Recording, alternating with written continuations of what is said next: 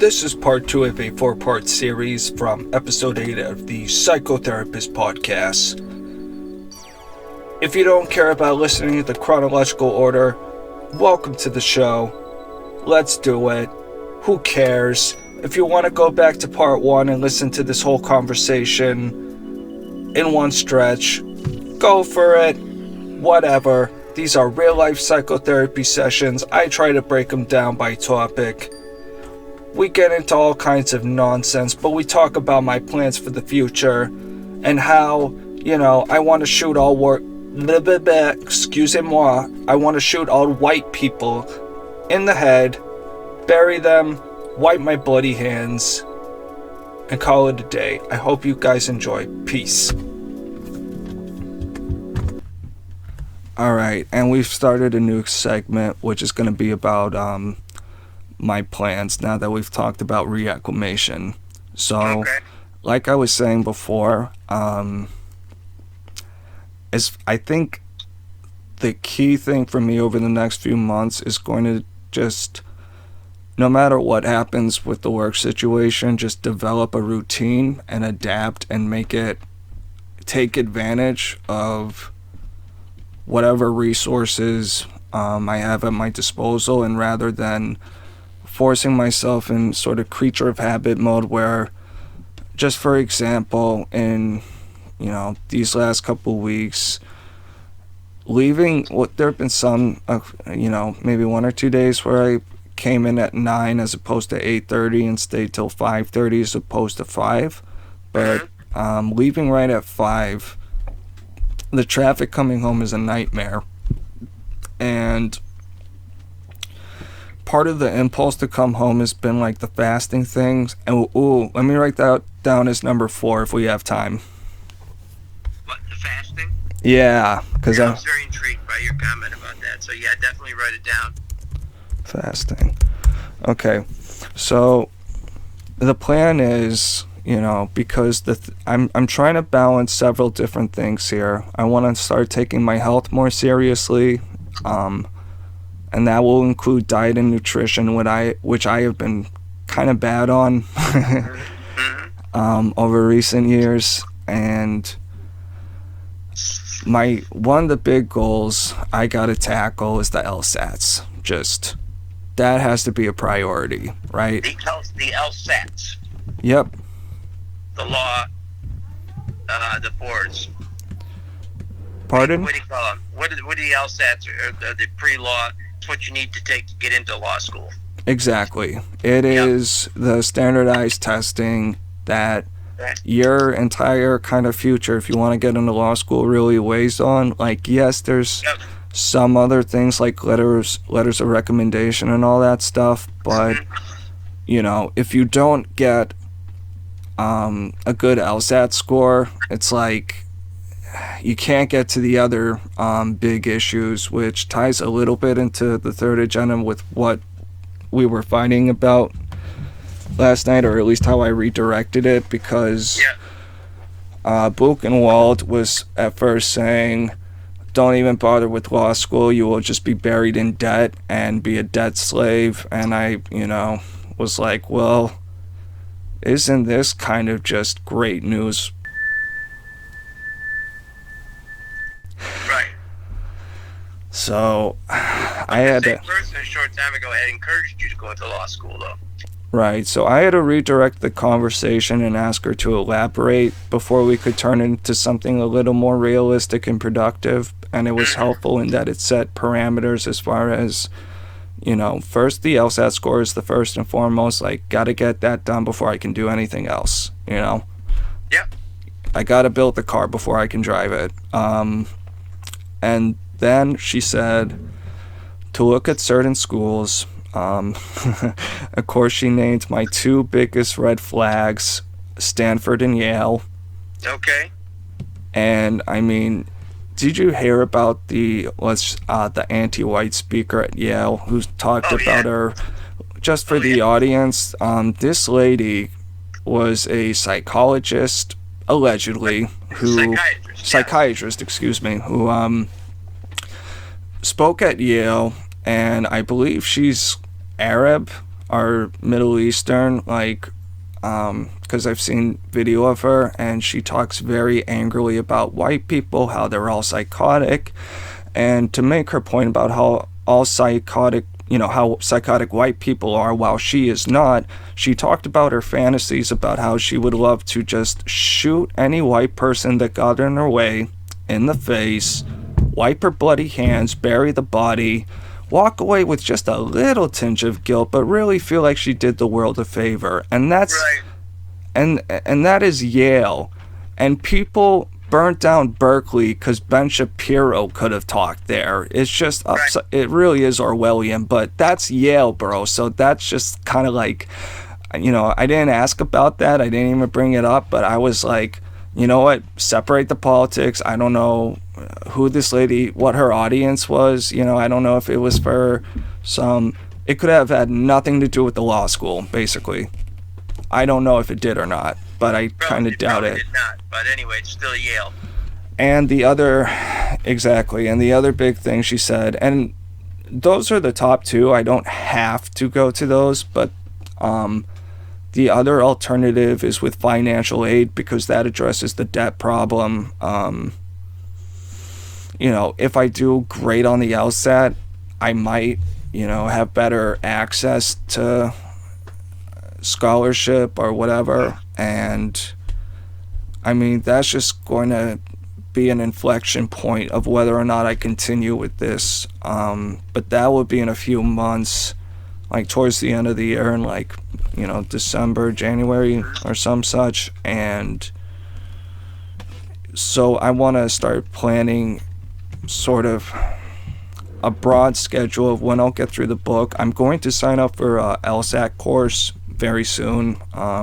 Today I have to just sign up for one. It'll probably, I think, start in August, but that still gives me a good 6 weeks to get through this big LSAT book that I have that Yep. it's like 800 pages or something, but which sounds like psychotic, but honestly many of the pages have big text, not a whole lot scribbled in. It's not super dense, so yeah, you can almost think of, like, imagine a page with just like a few math equations on it, and then half of it's blanked for you to switch the variables or some such. So it's not like you're reading an actual novel, It's a practice book to get you a sense of what to study, how to think about it, what patterns to look for. And that's why I'm optimistic about being able to do well on this test, because you don't have to have any practical knowledge of any real world things. Like, the test is just how well you take the test and how well you deal with logical reasoning problems. And a lot of it reminds me actually of the coding that I worked on for a while, because there are conditional language variables of if X then Y, and that kind of language plays a huge role both in coding and in how you make deductions from different verbal statements within this LSAT book. So like, if Jenny makes a peanut butter sandwich, she did not have jelly, or it doesn't really matter what the actual, Right. you might think, well, why didn't she combine the jelly? Doesn't matter. It's just like what deduction from that literal statement you can make. You don't have to think, well, what if Jenny's allergic to peanut butter? Like, it's very... But nonetheless, it's critical thinking skills, basically, and you've got those in ACEs. And it's reading comprehension, because a lot of it is inspired just by the fact that the law itself is very, if you do this, then why? If you carry this weapon across state lines, you will serve this time, so being able to differentiate something that is absolute versus something that is like a or situation or somewhere in the middle, but you get the idea of what it's all about, I hope. Yeah, so Malcolm, check off that box too, because that's another area, where you've got tremendous skills and ability, comprehension. Yeah, so you can remember historical events and dates and stuff like that it just would be totally obscure to me. I mean, maybe something I read or learned, but I lost it somewhere along the line. But yeah, I mean, for those two things, I think would bode well for you. Now, what are the other sort of the other premise about this, or the other thoughts you have about this? So the way what I got from reading the introduction of the book and how I kind of think about it is, the test is an instrument, and I have to practice for a recital that is going to probably take place in November. So, Okay. and it's a new instrument, so I have to read a little music theory and a little sheet Yeah. music as I'm doing little simple practice things, as I'm writing out scales, let's say, to milk the analogy, because they give you little practice examples and you see how your thoughts compare to the correct, or at least how an expert top test taker would approach it, and Okay. just take note of where you make mistakes, and keep a more academic almost view of it, where it's like Mm-hmm. you're just learning how this instrument works.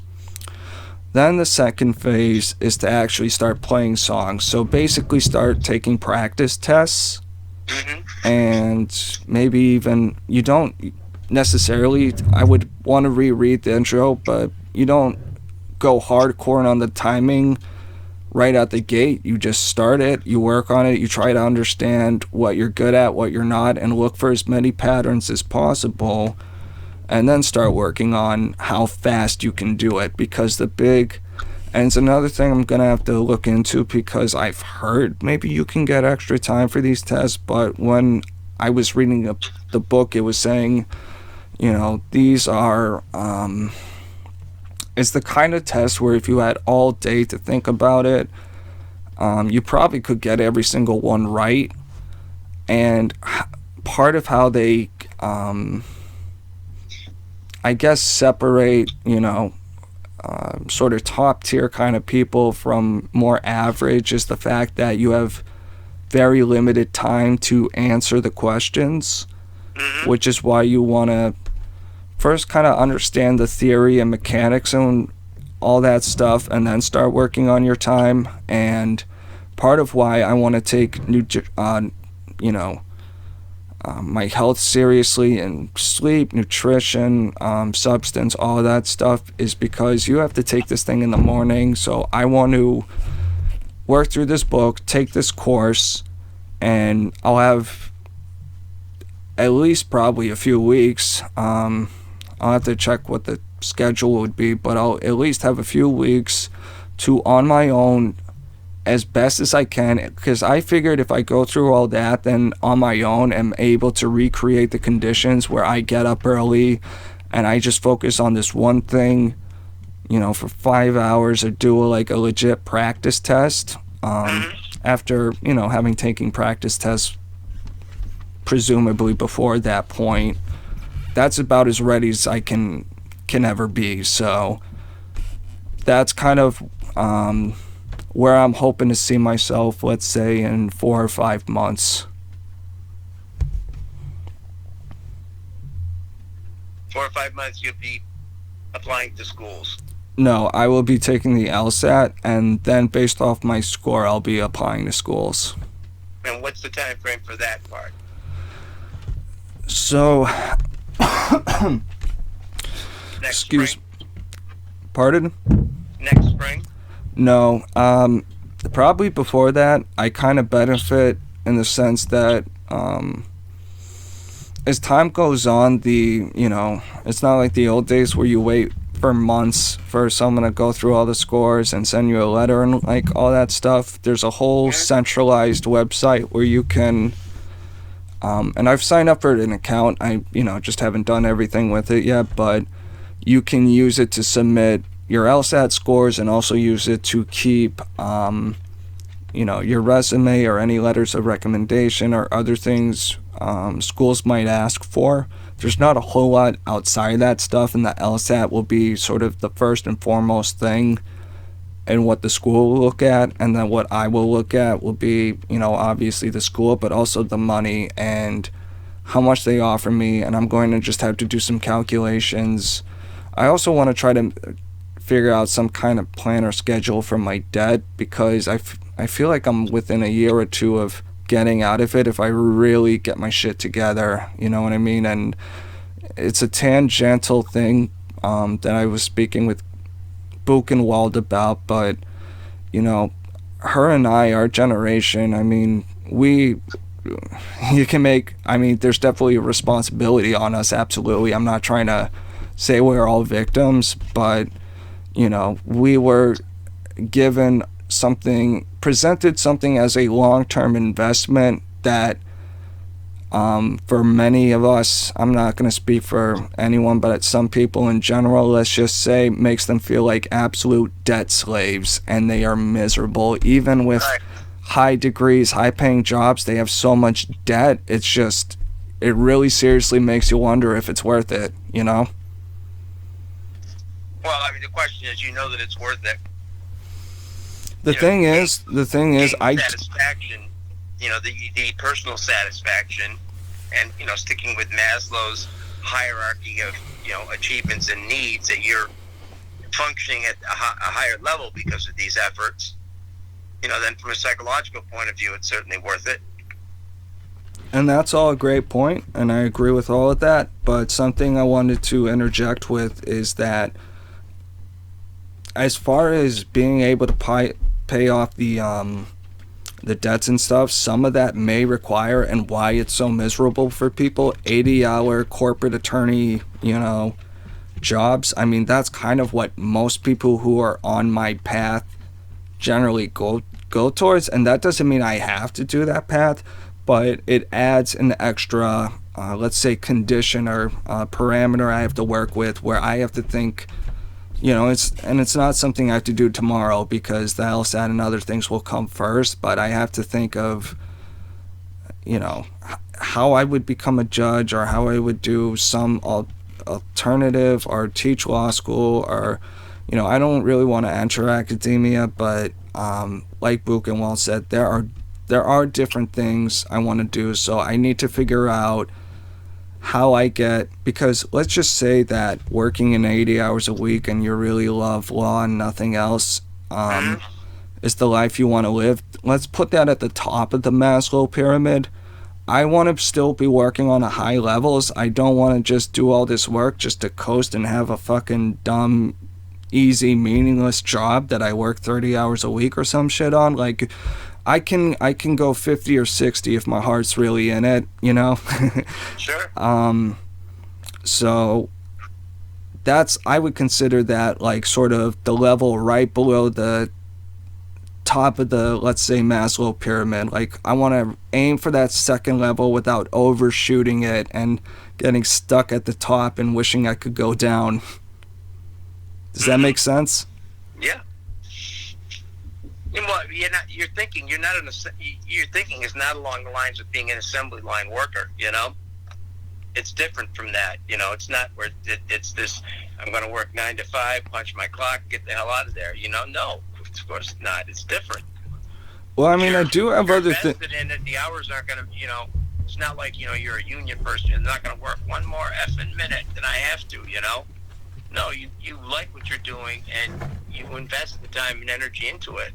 I never even counted the hours I worked. I know many hours, you know, I worked rarely 8 hours a day. It was always much more than that, but I enjoyed what I was doing. Yeah. And you will too, and that makes it a lot easier to deal with. Right, and I just people who become slaves to the debt, you know, where they see the law job they get is just a way to pay back the debt. So they wish they could just clock out at 5 and want to get out there as soon as possible, but they can't. They're stuck there till like fucking midnight sometimes, you know? Right. I'm moving around here, so and that's why I want to push back, like, of why I want to draw the line at like 50 or 60 hours, because, doggy, I still want to work out and shit. I need to keep my testosterone levels up if I'm going to be fully optimally efficient, bro. Yeah. You know what I mean? Yeah. And that'll be on me to figure out, like, I've been figuring out on just doing shorter, intenser exercises as opposed to making this whole big chunk of time that I block out from my day, or just forcing myself to do things even when exhausted. Like, I was doing a little shadow boxing with weights right before you called me, and that tired me out in like just 2 or 3 minutes. Yeah. Well, the same point I make with people about meditation, or breathing, or taking that time to quiet your mind. People say, I just don't have it. I don't have half an hour. I don't have.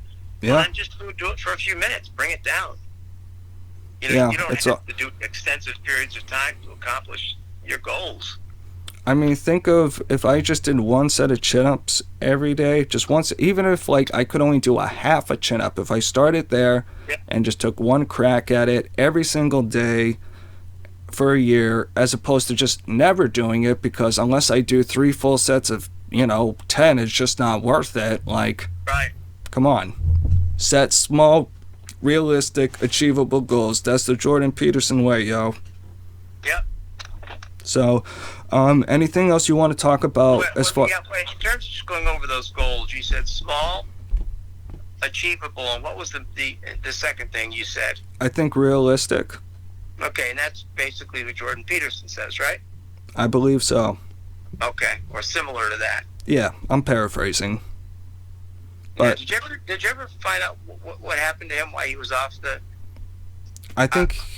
I don't know much about it at all, but I do believe he had a lot of physical health issues, and really kind of was, and maybe, mental, kind of goes sometimes with that, whether it was a cause or a chicken or the egg kind of thing. Right. I heard him mention stuff like that makes him want to shake his fist at God, and for a guy who tries to preach to someone with such a huge audience, don't live with resentment even when you're in hell. I think it really put him through the test, man. I think God had to punish him for being too smart. Yeah, he was out of the loop very quickly, and very intensively, because he was just incognito for a while. Bang, gone. Yeah, and there could have. He was very sick. Yeah, and I'm not sure it would be something, so take it with salt, but I think he also may have had family members who were having health conditions on top of it, so he could have been really nailed. I don't know his life like that, but... Okay. Yeah, so that's why he's been off the radar. It's not because he got canceled or anything.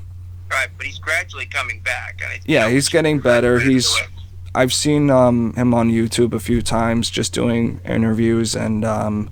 he's slowly getting back into it, and has talked about how he's, it was a real thing to just even be able to do such interviews, but he's enjoying them more, so it sounds like he's getting better. Oh, great. Yeah. So, I'm sorry, I'm chewing on something here because I'm starving. I apologize to you and to the audience for that, but let me ask you, or not ask you, a comment. The critical issue, I think, is for you to develop a schedule, put together a schedule. I agree. Now, you've got dates already to work with, like you've got dates already for these LSATs and things like that. Yeah, I have a general sense of where, like, I can put, each, let's say, inflection point or milestone or whatever you want to call it. So, that's something I'm planning to do this weekend. It's been really busy because wedding showers and all these other things we don't have time to get into, but I was hoping to just wrap up the plan segment before we go into a next one, unless you want to dish that out more. No, we're kind of doing this session in rapid fire because you have a lot of material. I almost think that I have a lot to do too, so I'm in that mindset. Just also think that we should almost, rather than rush it all, put it into 2 sessions and do it weekend today and pick up on it next week. I'm sure more shit will happen by then, but... Right, but you had more items. Let's at least talk about that briefly. Well, I have 2 other items left, so just to clarify, did you have any thoughts on the plan? Because I think we're in agreement that, scheduling right away is going to be the key, because I know what I need to do. Yeah? Yeah, you do. All right, I'm going to stop this segment.